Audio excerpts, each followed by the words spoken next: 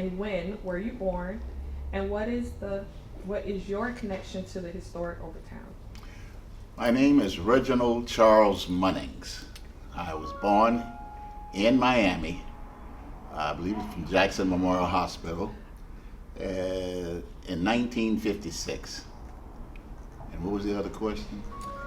What is your connection to historic Overtown? My connection to this community, historic Overtown, is I was born and raised there. Okay. Yeah.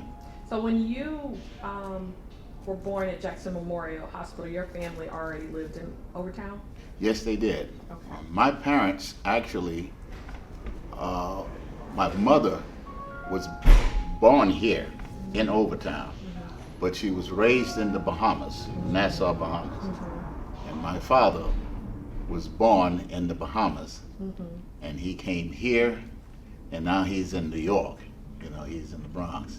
But and my forefathers are from the Bahamas, and the forefathers before them are from the Congo in Africa. Amazing. They were, brought here and was forced into servitude, so to speak, and not sort of speak. It was an actuality for them, and they were here in, I believe it was in the Carolinas, and way before that, my great-great-great-grandfather name is Chief Billy Bowlegs. He is a black African man who were brought here into servitude, and he was, they were in the Carolinas as well, and they wanted their freedom. They escaped across the Florida-Georgia line. At that time, Spain was the proprietors, or whatever you want to call it, of Florida at the time. They took it from the Indians, and they were here, and it was said that they were having a problem with the Anglos, with Europeans, so to speak, and it was told that if any black American escaped across the Florida-Georgia line into Florida, they would help them, survive in this small little place they called, the oldest city at that time was St. Augustine, and it still is. And so they had a fort there called Fort Mose, and it was ran by the Spanish at the time. And they would, receive runaway slaves, and they would have their freedom if they helped them fight the Anglos, or the Europeans, because they were trying to, these people, they were trying to conquer land and whatnot, whatever issue it was as to why they were fighting. And so my people escaped into Fort Mose, but the first governor of the state of Florida is that guy on that $20 bill, Andrew Jackson. He decided at the time that he was going to come across the Florida line into Fort Mose and recapture the people that were there who was trying to seek freedom. And he did. He came over, but some of them escaped into the Florida interior. And that was my people. They formed a bond with the Creek Indians. And when they escaped from the perpetration and all of the stuff of what Andrew Jackson was trying to do at Fort, they escaped him, and they got into the interior. They changed their name from Creek to Seminole. And my great-grandfather, he became a chief among them, and he started the Third Seminole War against the Europeans. They don't speak much about him, because I believe it was because of his culture, the hue of his skin. But they never did defeat him. It's sort of this, and they didn't trick him like they did Osceola and the rest of those guys. What they did to him was they compromised with him, and he gave up property and went into Arizona or somewhere. And the rest of his people went across the ocean to the Bahamas, where they found land on Andros Island. When they got there, the Indians were dead and gone over 300 years by the Spaniards, of course. But that's why you see this thing they call the junkanoo, where they have the feathers.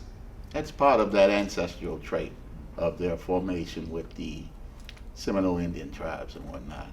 And then, fast forward to the future, my family came here and built Overtown, this city. They passed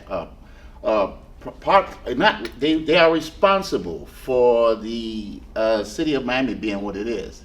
They came here, they made a community here in Coconut Grove and in Overtown. They helped build the railroad that Henry Flagler brought down, to that history. Julian E. Tuttle, and how she came here and discovered the weather was good and fine. Henry wanted to bring his railroad from St. Augustine all the way further through the state. And when she sent him a flower of an orange blossom flower in a book that was fresh during the time when it was wintertime, he knew it was possible that he could bring his train down. So with help from black people from the north and from the Bahamians that were already here, they became his labor.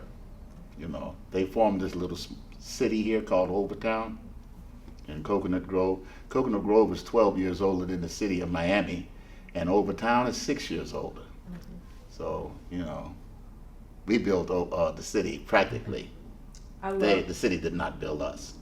I absolutely love you sharing that timeline from you being here all the way back, because when you're able to just tell me about historic Overtown, and it speaks in the way that you articulate.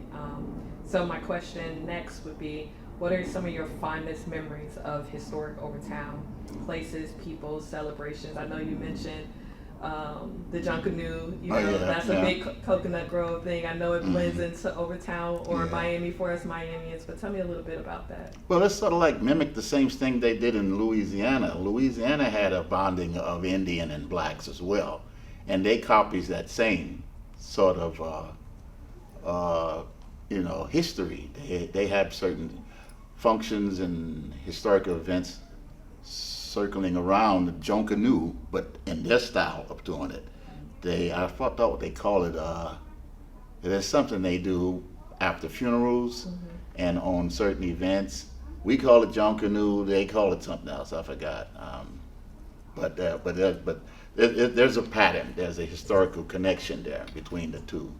And when trying to escape misfortunate sequences of events, sometimes we have formed bonds with other people who are being persecuted and whatnot. So tell me about your fondest memory of Overtown. Of Overtown?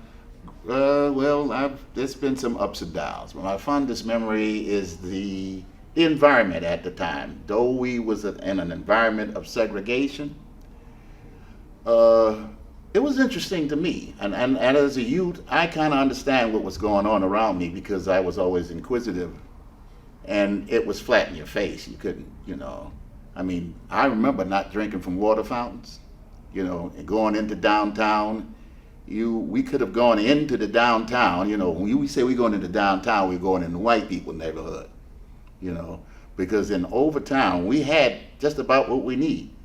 But I went into downtown just because I wanted to be like the bear who went over the mountain to see what he could see, And so I was inquisitive to see it. I saw how the older people were treated, and you see it on TV and you hear about it. People talk. And then as a kid, there was no inflation as we know it now. And you had $1, you were living high on the hog. I remember I seen James Brown Review at the Miami Arena for 99 cents. That was big stuff back then. You go in the store and buy big bags of cookies for a dime. It was a lot. And I was a little entrepreneur. I guess that's how you pronounce it. We find out ways how to make money, and it was easy to make money without doing bad things back then. Like shoe shining. There was no disgrace for me to go and shine somebody's shoes, and you learn it because you see other people are doing it, and they was prospering from that.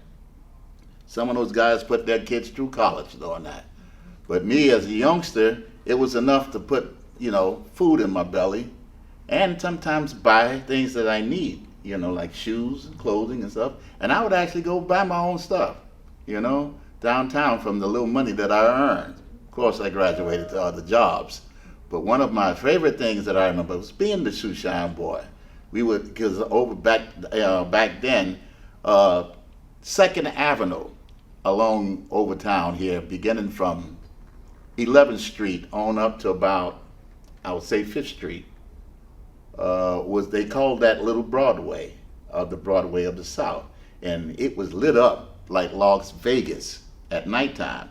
Nighttime seemed like daytime when you walked that strip, and there was businesses and nightclubs on either side, movie theaters and all that, There was some factories I remember being there. The Suncrust factory was there, not far from where we are. As a matter of fact, on this same block was Suncrust soda factory. But anyway, as a child, we used to go and run around. A little guy, didn't bother with you, was little, most they would do is say, "Get out of here, kid," or something like that. But you were able to move about without being a threat. And I would approach some of the entertainers. I remember the guy who sung Sitting on the Dock of the Bay, Otis Redding. We shined his shoes in the back of the nightclub, and I think we graduated from there and started moving into other areas, even like downtown. And, we were smart. We went to where we could find shoes in courthouse, people coming out, and we ask them. And like I say, $1 went a long way. We did all right. After our day of making our little change, we go over to a place called Sugar Hill and have some French fries, hamburgers, and listen to the jukebox. Jukebox didn't cost but a nickel to put it in there and listen to your favorite songs. Yeah. Did you have any favorite or fondest celebrations in Overtown that you can remember? Oh yeah, Christmas, Easter, and then they boused that we had the only nighttime parade in the country, which I know was a lie. I later on found out other people were doing the same thing. But we had a parade we called the King Orange Jamboree, and it would happen every year downtown. I actually performed in it several times as a child, in high school, the marching band and stuff like that. A lot of the entertainers of the day would be the Grand Marshal. I remember seeing the Bonanza crew coming down on their horses, and then other people of the likes. But that was special to me because my mother would walk me and my sister from where we lived to downtown. Another thing that I really like about Overtown, that I still like about it today, is that you can walk everywhere and to all of these major venues. If you want to go to the James L. Knight Center, you can walk there if you wanted to. Though we have the best transportation system probably in the country from out of the places that I've been, because I can go north, east, south, or west within a 1-block radius and get transportation anywhere I want to. I live right between the Bright Line and the Metro Rail. I can go down south or north. I can get to the airport, the beaches. You can't beat it. That's the one thing I love about Overtown. Its location, its proximity to everything that I need. Thank you for sharing that, because when we are thinking about Overtown and any type of weather events, any type of crises, extreme heat, flooding, what are some of the crisis events that historic Overtown has experienced? Well, we have experienced hurricanes, but we've been blessed to be on the outer fringes of most of it. I don't recall us ever getting a direct hit in my lifetime. But I remember us having some pretty close calls from the ones that did it. I think it was last year or the year before, a Category 5 set off the coast of Miami and spent in place for 2 days, unheard of, and then went up north instead of coming our way. So that was pretty dramatic. And I think we should all be worried because we stick out in the ocean like a sore thumb. And at some point, we're going to be targeted. And my biggest concern is, and I've been talking about this for some time now, is that we in Overtown do not know where our evacuation center is. Other people are telling us, oh, we'll get back to you on that. But that has yet to come. I know about other evacuation centers, and I was told that Booker T. Washington was ours, but then later I found out that that belongs to Miami Beach. So it's crazy. We wonder. I've been trying to rally the people in my building to come together to integrate about the concerns of each other. And that seems to be a hard battle to fight because, believe it or not, it seems like segregation still abounds. It's interesting when you say that, because that means that you have a direct understanding of, a crisis and what does that mean and how we're going to get help. And so have you had any crisis? You said no direct hits, but anything personally that you can remember in historic Overtown? Well, for one thing, gentrification has been a big topic here. We who have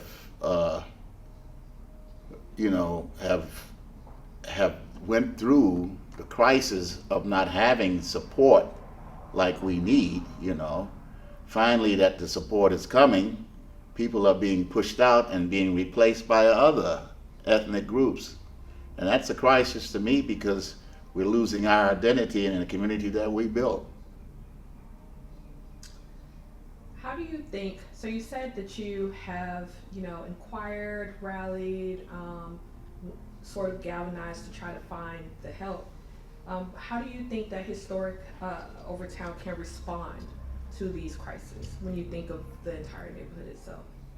Well, I've myself been involved in being the activist. I've been a part of several organizations, and I had to, I'm getting older now, so sometimes you gotta stand where you, in the place where you are, think about directions and wonder why you haven't done it before. But I think we could if we could come together, and that's a problem because from what I'm seeing from my standpoint, that everybody's got their own opinion and idea of how togetherness should look, and these different organizations and grassroots organizations, they have their plans on what they're doing, and they don't want to upset their supporters or whatnot. Everybody's got their different plans. But if we could come together and agree on something for community and stop thinking about what the community could do for them and start thinking more about what they can do for the community, I think if we got everybody to integrate and not segregate themselves, but look at the issues and realize that, I've got nothing against people coming into a community that I was born in. What I got it against is them pushing me out, okay? And I want to understand, that we can work together to make the community better without erasing each other's history and the likes. I love that. What do you see now, other than what you may have or may not previously mentioned, the most serious threat to historic Overtown? Gentrification, the removal of its history, its people. Do you believe that there, other than you mentioned earlier a little bit, organizations, but what do you think would help protect historic Overtown from these threats? I think if people would I think what we need is dialogue. People getting together, and so like what I'm saying, what we're doing right now, I'm dialoguing with you. There's an old song with Marvin Gaye song, What's Going On? How does he say it? Something about talk to me so you could see what's going on, and we're not doing that. I don't even see that in our city government. We are mostly dictated to, and I used to be involved with the Overtown Advisory Board. It was a mandated board to be a voice to the community, to the commission, the city commission, for the city, and that was stripped away from us. And it's all of a part of control. You know, I want to get away from this third world banana boat republic type leadership. And the only way we can do that is if people stand up and speak their voices. They have a platform. Now we got all kinds of organizations. We need to know who they are, and they need to come together. I think we need an Overtown forum, social forum, you know, where we put everything on the line. I love that. What would you make historic Overtown? What do you think would be more able to help it bounce back from any weather crisis? You mentioned gentrification in the future. Other than, I love the idea of a forum, but tell me a little bit about what you believe would make Overtown more able to do so. Like I've said, conversation and, you know, coming together first. It's just like being a doctor.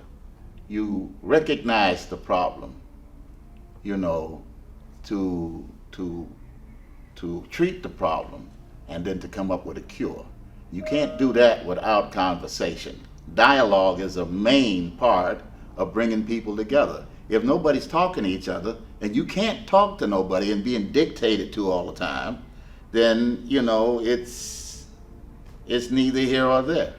But if you come together and recognize each other and start coming up with ways to treat the problem, first to acknowledge there is a problem, treat the problem, and you come out with a cure.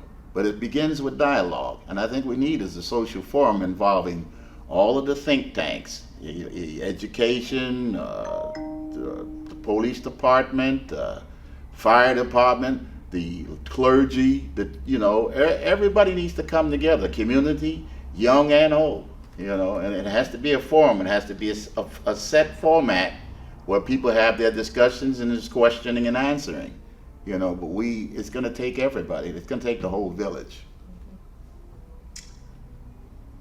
What do you want people to know or remember about you and the historic Overtown community? Well, I want them to know that I am. That's right, you know, I am. I think, therefore I am. And I had a presence here. I was born and raised here. You know, I struggled here. Everything. I'm real. That's what I want them to know about me. And that I seek to understand and to be understood. I love that. What brings you the most joy and pride? In pride, and knowing that I know what I know. And being who I am. I'm proud of who I am. You know, I'm proud of the hue of my skin, my history, and I'm proud of being alive and healthy. You know, I've survived much, and I think I'm a conqueror. Tell me what brings you the most joy and pride when you think of Overtown, historic Overtown. I think what brings me the most joy and pride is that I have survived. And I'm still here. Like I've said before, I survived integration, segregation, and so far gentrification. That brings me the most joy, that I'm still here. And lastly, if you had a last thought on what you've mentioned a lot of different concerns, but what would be your most concern when you're thinking of Overtown that you would like to leave with us?